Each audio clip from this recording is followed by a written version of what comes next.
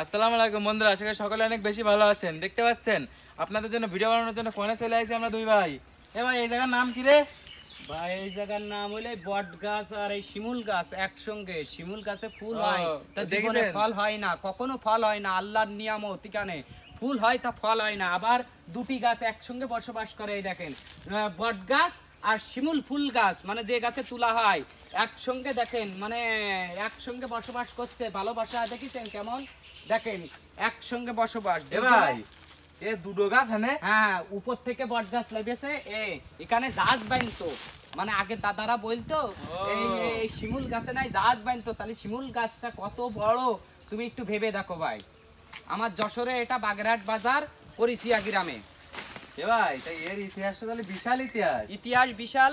যদি আপনাদের ভালো লাগে থাকে আমার একটা করে শেয়ার দিয়ে যাবেন ভাই। এখানে একদিন স্বপ্ন দেখে একটা মুরব্বি কি পেয়েছিল কি পাইনি আমি জানি না, কিন্তু এখানে এসে সে পরিষ্কার পরিচ্ছন্নতা করছিল। এর জন্য আলহামদুলিল্লাহ, আল্লাহর ভালো পথে আমরা সবাই ভালো কাজ করব। বন্ধুরা, আপনারা যারা প্রকৃতিক প্রেমী আছেন তারা কিন্তু চাইলে এই জায়গা থেকে ঘুরে যেতে পারেন।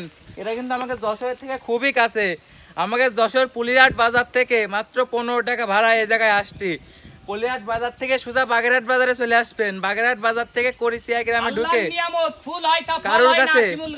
কারোর কাছে জিজ্ঞেস করলে সে বলে দেবে মান্দার তলা নামে জিজ্ঞেস করলে। ফল দেখিনি জন্ম থেকে আমি ফুল দেখেছি শিমুল গাছে, কিন্তু কখনো ফল হয়নি। এখানে অনেকে মান্য করে, সেরে কিনা আমি জানি না, তবে যার যেটা ভালো লাগে সে সেটা করে, কিন্তু কারোর মনের আশা পূর্ণ হয় সেজন্য এখানে আসে। আপনারাও ভালো লাগলে আসবেন। আজকে জুম্মা মুবারকের দিন আমি দেখতে চলে আসলাম এই স্থানটা। একসঙ্গে দুইটা গাছের ভালোবাসা।